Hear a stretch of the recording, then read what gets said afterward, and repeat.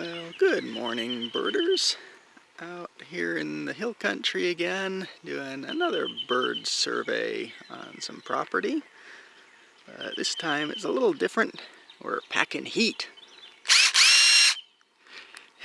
The property owner said that there were a few birdhouses that may be falling down and in need of repair. So we're going to go see if we can put those back up, as well as seeing what other birds we can find and checking out some of the other nest boxes to see if there's anything living in them. So I've already been hearing blue grosbeak, yellow-billed cuckoo, of course the usuals, cardinals, Carolina wrens, Buick's wrens. So we'll just go out there and see what we can find. There's owl box number 1. Don't see anything home.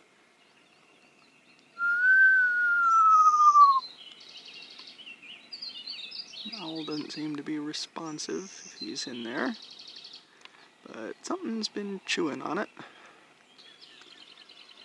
Nothing visible in owl box 2.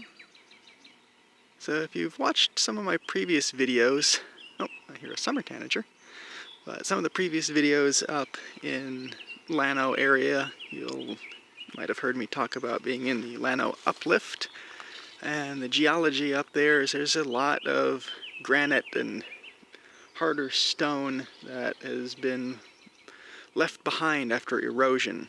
But down here we have much different terrain. While the rocks up there are very smooth and worn flat, down here in the Edwards Plateau we have a lot more limestone, which wears away a lot more roughly. So you get this nice porous rock, lots of little holes in it, lots of wear patterns, little sharp edges all over the place. And you kind of got to watch your step a little bit more around here. The terrain's a little bit rougher, but it's just a different area, different part of Texas with very different geology. And there's a bat house. You can tell it's a bat house because, just like bats, it's upside down. Wait, I don't think it's supposed to work that way. Let's see if we can get that thing back upright. Oh, it's fairly high off the ground. I don't know if I can reach it. Now, this bat box has been heavily chewed, pecked, and is rotting away, being eaten away by insects. I think it just needs to be repaired. If I even manage to get it screwed back up right, the next strong wind would probably just tear the screw loose again. This looks like what happened here. There go black vultures, flying out of the cliffside. Right down there last year there was a black vulture nest. It's circling around, keeping an eye on us. Oh, there goes the second. Yeah, that must be a pair. I'm sure the nest is probably back. See if we might get a better angle and get a look at it. Okay, so I've located the edge of the cliff where the vultures were nesting. I don't see anything. This is where they were last year. And from the smell, I'm pretty sure it's where they are this year too. But I don't see any eggs. Don't see any chicks. Not sure what's going on there.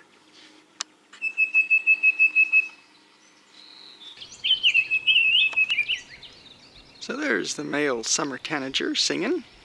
This is a young male. You see how he's still got some red on the head that he's molting into, but he's still yellow on the body. So he's a young male. And off he goes.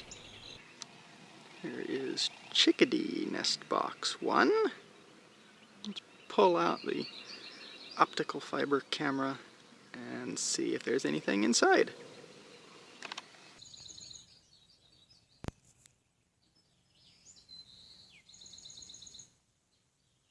Spiders.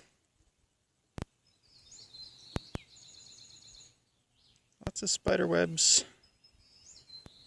No bird. No wasps either, so that's good. Not a bird, but there's a very neat looking funnel web spider.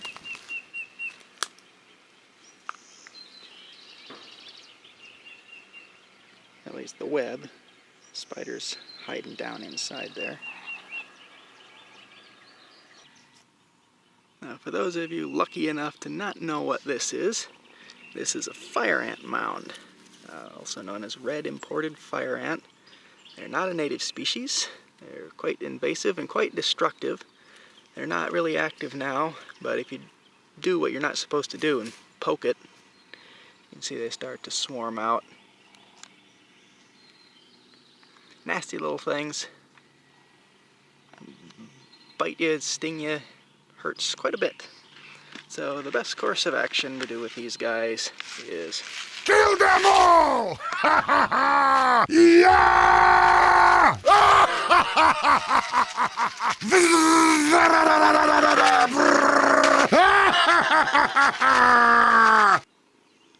According to the map, this is the main bathhouse. Wait, bat house. That makes more sense.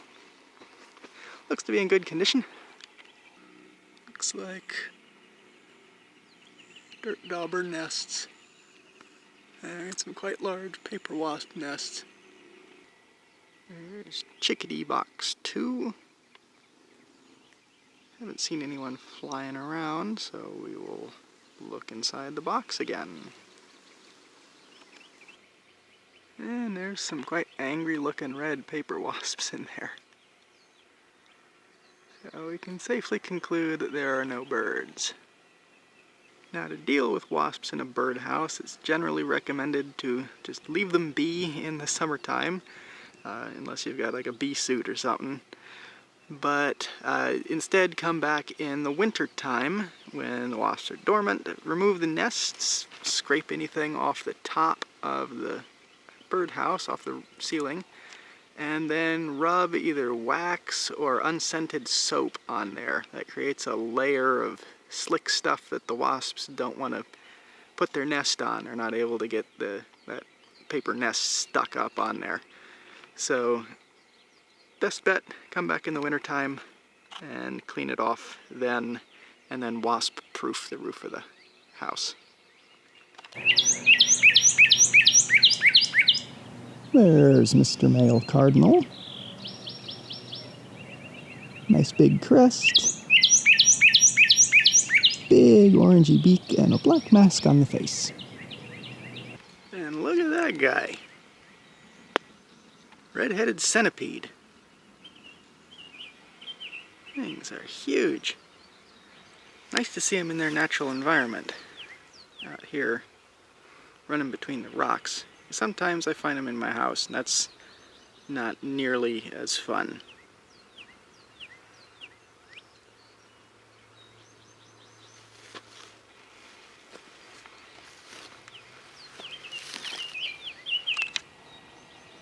There's a census scale for you.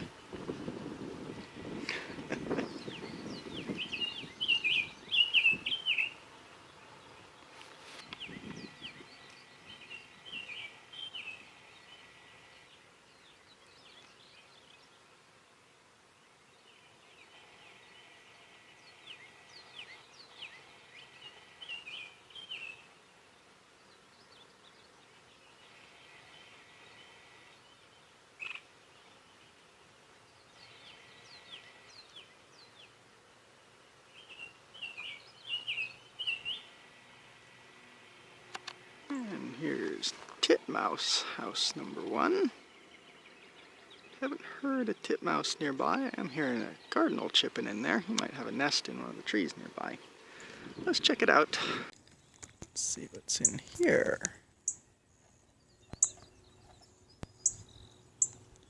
I don't see a nest. It looks like there might be... Whoa! Big old red wasp. Built their nest down inside it. Okay. And I've spotted it. There's the cardinal nest. You can see the eye of a chick. in that nest.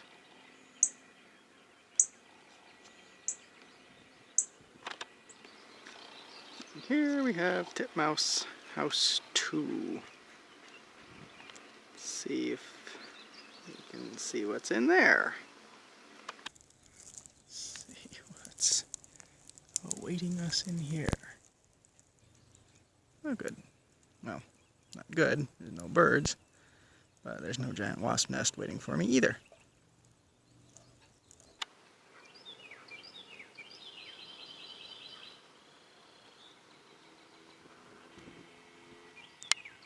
And finally, Woodpecker Box 2. Woodpecker Box 1 is still missing.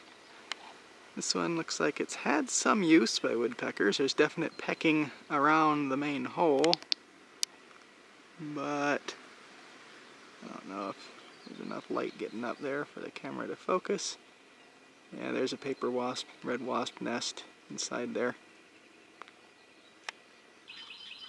Well, I was pleasantly surprised about the small number of fire ant mounds we found. Quite a few of them that I came across were like this one. Dead. Well, that about does it for the day. As far as getting bird video, it was a little slow, but I identified over 35 species out here, so not a bad day. And we had some interesting encounters with the insects around here, and got to see a little of the geology. But until next time, I will see you later, birders.